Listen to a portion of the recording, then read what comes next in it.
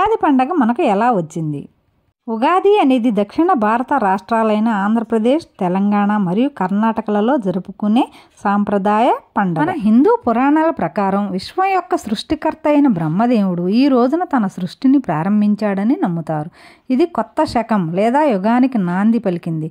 కావున ఉగాదిని నూతన ప్రారంభ దినంగా జరుపుకుంటారు. సూర్యోదయం కన్నా ముందే లెగిసి వాకిలి ఇల్లు శుభ్రం చేసుకొని కాలకృత్యాలు తీర్చుకున్న తర్వాత స్నానం ఆచరించి ప్రత్యక్ష దైవమైన సూర్య భగవానుడికి ఆర్ఘ్యం సమర్పించి నమస్కరించుకుంటే ఆరోగ్యాన్ని ప్రసాదిస్తాడు. ఏం చేస్తామో పిల్లలు కూడా అదే చేస్తారు కదా.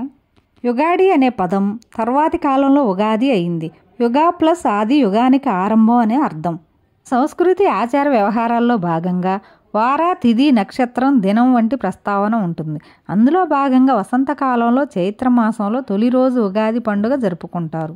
ఈ కాలంలో వచ్చే వాతావరణ మార్పుల రీత్యా ప్రకృతిలో చోటు చేసుకున్న మార్పుల వల్ల కొన్ని ఆరోగ్య సమస్యలు వచ్చే అవకాశం ఉంటుంది. కాబట్టి ఈ సమయంలో వేప పువ్వు, మామిడి పిందెలు, బెల్లం, కొత్త చింతపండు వంటి నూతన ఆహార పదార్థాలు తినడం మూలాన ఆ సమస్యలు దరిచేరవు అని ఆయుర్వేద శాస్త్రం చెప్తుంది. ఆ బుడ్డిది పొట్లంగా జాకెట్ వేసుకుందంటండి, చూపించడానికి వచ్చింది. వేపలో ఉండే చేదు గుణం మన శరీరంలో ప్రవేశించే సూక్ష్మ క్రిములను చంపే గుణం కలిగింది. ఇలా తీపి, చేదు, వగర, పులుపు, ఉప్పు, కారం వంటి 6 రుచులు కలిపి తినడం వల్ల మేలు జరుగుతుంది. కాబట్టి ఉగాది పచ్చడి తినడం ఆనవాయితీగా మారింది. మనకి ఆరోగ్యాన్ని ప్రసాదించే ఉగాది పచ్చడి నేను తయారు చేస్తున్నానండి. తెలుగువారు తయారు చేసుకునే షడ్రసోపేతమైన ఉగాది పచ్చడి ఏ విధంగా తయారు చేయాలో చూద్దాము. ముందుగా వేప పూతని అరిచేతిలో పెట్టి నలిస్తే వచ్చిన రెబ్బలు, వేప పువ్వు రేకులు విడిపడతాయి. వీటిని పక్కన ఆ తర్వాత పులుపు కోసం నానబెట్టినటువంటి చింతపండు గుజ్జు చిక్కగా తీసి ఒక గిన్నెలో కోసం మిరియాలు తీసుకోవాలి. కాకపోతే నేను మిరియాలు దంచిలేవని కొంచెం కారమే వేస్తున్నాను. లవణం లేదా కొంచెం సాల్ట్. వగరు కోసం పచ్చి మామిడికాయ ముక్కలు కోసం బెల్లం. ముందుగా భగవంతుడికి సమర్పించిన తరువాత మనం ప్రసాదంగా తీసుకుంటాం ఈ ఉగాది పచ్చడి. హిందువులంతా ఈరోజు మామిడాకు తోరణాలు కడతారు.